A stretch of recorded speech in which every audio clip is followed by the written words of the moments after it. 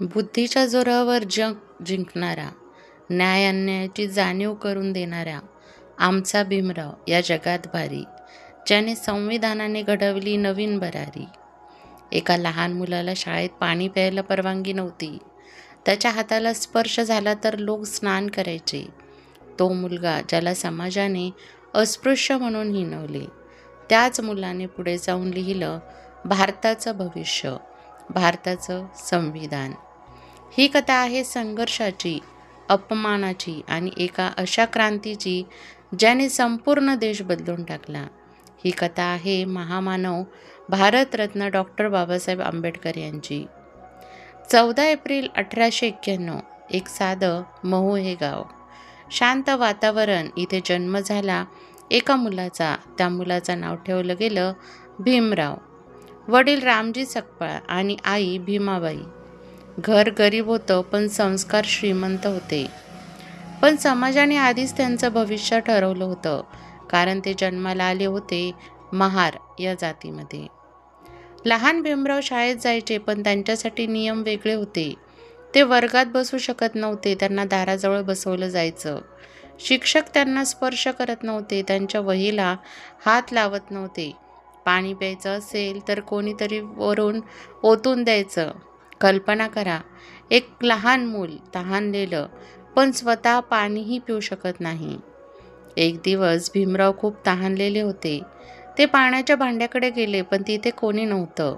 ते तसेच उभे राहिले, तहानलेले, शांत, कारण त्यांना माहीत होतं ते स्वतः पाणी घेऊ शकत नाही. त्या दिवसाने त्यांच्या मनात एक आग पेटली. ही आग सुडाची नव्हती, ही आग होती बदलाची. त्यांनी ठरवलं, मी शिकणार, मी मोठा होणार आणि हा अन्याय संपवणार. भीमराव खूप हुशार होते, पण त्यांना मिळालेली संधी खूप कमी होती. गरिबी, भेदभाव, पण तरीही त्यांनी हार मानली नाही. ते अभ्यास करत राहिले, रात्रंदिवस मेहनत करत राहिले. त्यांच्या आयुष्यात एक मोठा बदल झाला. त्यांना एक शिक्षक भेटले, ज्यांनी त्यांच्यावर विश्वास ठेवला. त्या शिक्षकांनी त्यांना स्वतःचं नाव दिलं, आंबेडकर. भीमरावांचं स्वप्न मोठं होतं, फक्त स्वतःसाठी नाही तर संपूर्ण समाजासाठी. त्यांनी ठरवलं, मी इतके शिकणार की जग माझं ऐकेल. एक मुलगा ज्याला पाणीही मिळत नव्हतं, तो पुढे जाऊन जगातील सर्वात मोठ्या विद्यापीठात शिकणार होता. पण हा प्रवास सोपा नव्हता. भीमराव कसे पोहोचले परदेशात आणि कसा झाला त्यांच्या आयुष्यातील सर्वात मोठा बदल. एक लहान मुलगा ज्याला पाणी प्यायलाही परवानगी नव्हती, ज्याला समाजाने अस्पृश्य म्हणून हिणवलं, तोच मुलगा आता एक मोठं स्वप्न पाहत होता. स्वप्न जगत असताना, स्वप्न जगात शिकण्याचं, स्वप्न स्वतःला सिद्ध करण्याचं. त्या काळात परदेशात जाऊन शिक्षण घेणं म्हणजे खूप मोठी गोष्ट होती. पण भीमरावांचं नशीब आणि मेहनत दोन्ही त्यांच्या बाजूने उभे राहिले. सयाजीराव गायकवाड, बडोद्याचे महाराज, त्यांनी भीमरावांची बुद्धिमत्ता ओळखली आणि त्यांना शिष्यवृत्ती दिली. परदेशात शिकण्यासाठी 1913 साली भीमराव पोहोचले अमेरिकेत. कोलंबिया विद्यापीठ. कोलंबिया विद्यापीठ जगातील एक प्रतिष्ठित विद्यापीठ आहे. पहिल्यांदाच कोणी त्यांना अस्पृश्य म्हणत नव्हतं. पहिल्यांदाच ते सगळ्यांसोबत बसू शकत होते. पहिल्यांदाच ते स्वतः पाणी घेऊ शकत होते. हा क्षण त्यांच्या आयुष्यातील सर्वात मोठा बदल होता. भीमराव दिवस रात्र अभ्यास करत होते. त्यांनी इतिहास, अर्थशास्त्र, राजकारण सगळ्या विषयांचा सखोल अभ्यास केला. त्यांनी PhD पूर्ण केली, पण त्यांच्या मनात एकच विचार होता, मी हे ज्ञान माझ्या लोकांसाठी वापरणार. अमेरिकेनंतर त्यांनी आपला प्रवास पुढे चालू ठेवला. ते इंग्लंडला गेले. लंडन स्कूल ऑफ इकॉनॉमिक्स आणि ग्रेनिज इन येथे त्यांनी कायद्याचं शिक्षण घेतलं. पण हा प्रवास सोपा नव्हता. शिष्यवृत्ती देखील संपली, पैसे संपले. त्यांना शिक्षण अर्धवट सोडून भारतात परत यावं लागलं. इतकं मोठं शिक्षण घेऊन भीमराव भारतात परत आले, पण इथे त्यांची वाट पाहत होता तोच जुना समाज. ते बडोद्याला नोकरीसाठी गेले, पण कोणी त्यांना घर देत नव्हतं. त्यांनी खोटं नाव सांगून एक खोली घेतली, पण जेव्हा लोकांना कळालं ते अस्पृश्य आहेत, त्यांना तिथून हाकलून दिलं. कल्पना करा, एक माणूस ज्याने समाजातील सर्वोत्तम विद्यापीठात शिक्षण घेतलं, पण आपल्या देशात त्याला राहायला जागाही मिळत नव्हती. त्या दिवशी भीमरावांनी एक निर्णय घेतला. आता मी फक्त स्वतःसाठी नाही तर समाजासाठी लढणार. त्यांनी लिहायला सुरुवात केली, बोलायला सुरुवात केली. त्यांनी लोकांना जागं केलं. त्यांनी सांगितलं, शिका, संघटित व्हा आणि संघर्ष करा. जोपर्यंत तुम्ही स्वतःसाठी उभे राहत नाही तोपर्यंत कोणीही तुम्हाला न्याय देणार नाही. एक तरुण जो परदेशातून शिक्षण घेऊन आला, आता तो तयार होता समाज बदलण्यासाठी. कसा झाला इतिहासातील सर्वात मोठं आंदोलन? महाड सत्याग्रह आणि बाबासाहेबांचा पहिला मोठा लढा. एक मुलगा ज्याला पाणी प्यायला दिलं जात नव्हतं, तोच मुलगा परदेशात शिकून आला, पण आपल्या देशात त्याला राहायलाही जागा मिळाली नाही. त्या अपमानाने एक क्रांती जन्माला आली. डॉक्टर बाबासाहेब आंबेडकर यांनी ठरवलं, आता अन्याय सहन नाही करायचा, आता लढायचं. ते फक्त स्वतःसाठी नव्हे तर लाखो लोकांसाठी उभे राहिले. त्यांनी लोकांपर्यंत पोहोचण्यासाठी एक शक्तिशाली माध्यम निवडलं, ते म्हणजे वृत्तपत्र. 1920मध्ये त्यांनी सुरू केलं मूकनायक हे वृत्तपत्र. त्या काळात त्यांचा आवाज कोणी ऐकत नव्हतं. त्यांचा आवाज बनला मूकनायक हे वृत्तपत्र. हे फक्त वृत्तपत्र नव्हतं, ही होती क्रांतीची सुरुवात. 1927 इतिहासाला एक महत्त्वाचा दिवस. महाड एक छोटंसं शहर, पण इथे होणार होतं एक मोठं आंदोलन. त्या काळात दलितांना सार्वजनिक पाण्याच्या टाकीतून पाणी घेण्याची परवानगी नव्हती. पाणी जे प्रत्येकाचा हक्क आहे, तेही त्यांना नाकारलं जात होतं. बाबासाहेबांनी ठरवलं, हा अन्याय संपवायचाच. 20 मार्च 1927 हजारो लोक एकत्र आले. बाबासाहेब पुढे चालत होते, त्यांच्या मागे हजारो लोक गेले. ते गेले पाण्याच्या टाकीकडे आणि बाबासाहेबांनी पहिल्यांदाच त्या टाकीतून पाणी घेतलं आणि पिलं. तो फक्त पाणी पिण्याचा क्षण नव्हता, तो होता स्वाभिमानाचा क्षण, तो होता मानवतेचा विजय. पण समाजातील काही लोकांना ते सहन झालं नाही. त्यांनी हल्ले केले, दलितांवर अत्याचार केले. पण बाबासाहेब मागे हटले नाहीत, कारण त्यांना माहीत होतं, हा लढा फक्त पाण्यासाठी नाही, हा लढा आहे मानवी हक्कांसाठी. त्याच वर्षी आणखीन एक मोठा निर्णय घेतला गेला, मनुस्मृती दहन. एक मोठा जमाव, हजारो लोक मंचावर उभे होते. बाबासाहेब त्यांच्या हातात मनुस्मृती आणि त्यांनी त्या ग्रंथाला आग लावली. हा फक्त एक ग्रंथ चालण्याचा क्षण नव्हता, हा होता अन्यायकारक विचारांना नकार देण्याचा क्षण. हा होता समानतेचा संदेश. जो धर्म माणसाला माणूस म्हणून वागवत नाही, तो धर्म नाही.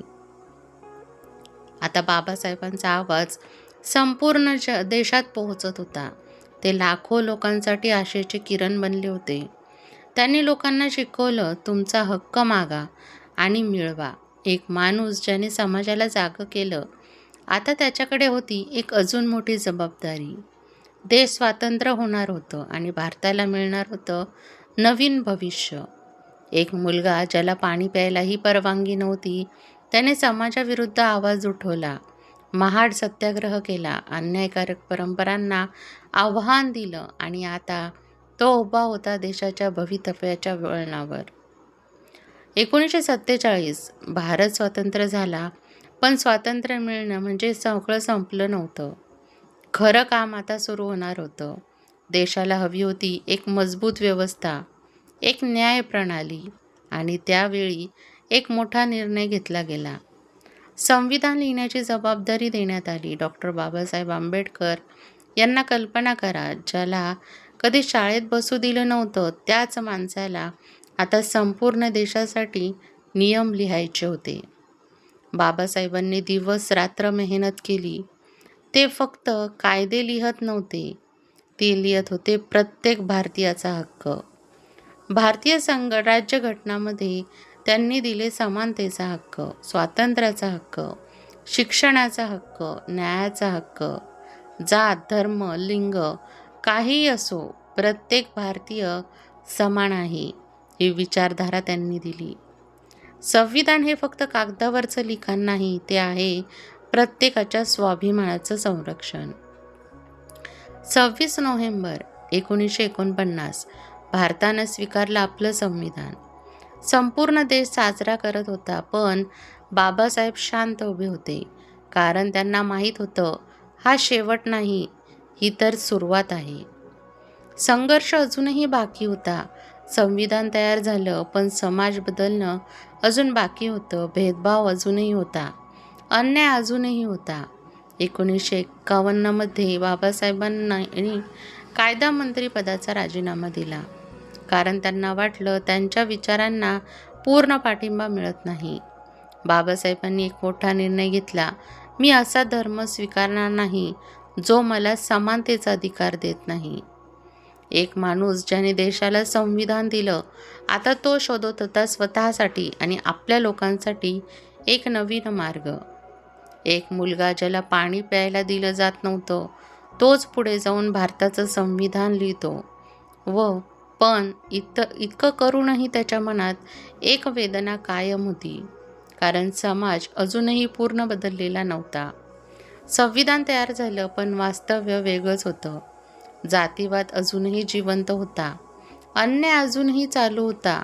मी हिंदू म्हणून जन्माला आलो, पण मी हिंदू म्हणून मरणार नाही, डॉक्टर बाबासाहेब आंबेडकर म्हणायचे.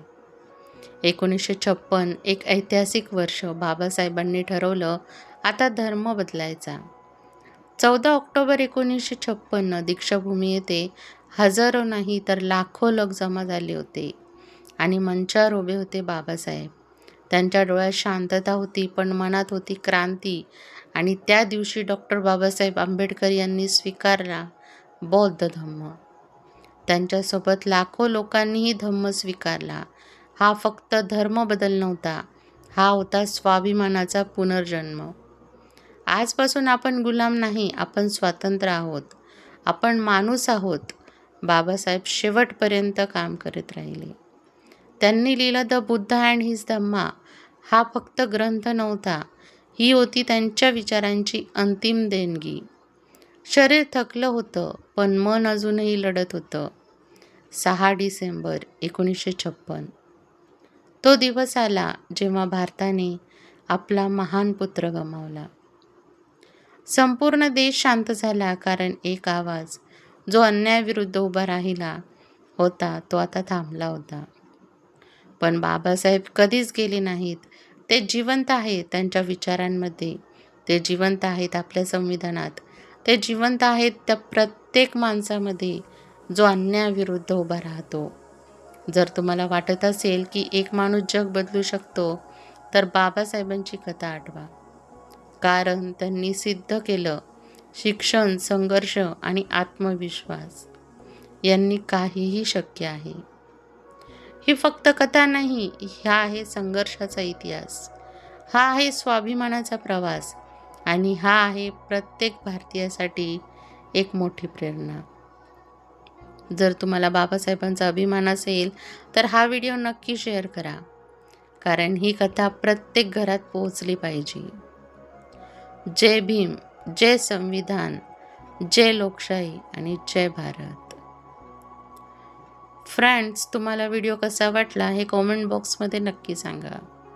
कॉमेंटमध्ये जय भीम लिहायला विसरू नका. व्हिडिओ आवडला असेल तर व्हिडिओला लाईक करा, चॅनलला सबस्क्राईब करा आणि बेल आयकॉन दाबायला विसरू नका, जेणेकरून सर्वात आधी नोटिफिकेशन तुमच्यापर्यंत पोहोचेल. व्हिडिओ बघितल्याबद्दल धन्यवाद.